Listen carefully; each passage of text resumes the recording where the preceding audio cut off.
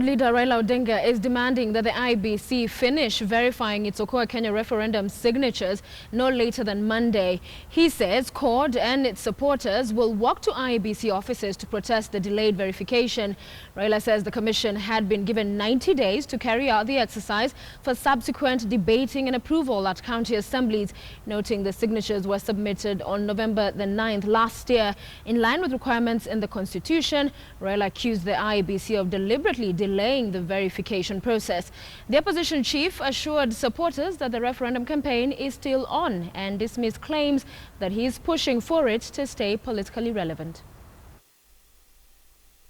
After the expiry of 90 days, the IEBC is constitutionally required to submit the bill to the county assemblies. That is, if it is satisfied that all those signatures are correct, meet the constitutional requirements. We have given them 90 days, and the 90 days are going to expire on the 9th of February. That is Tuesday next week.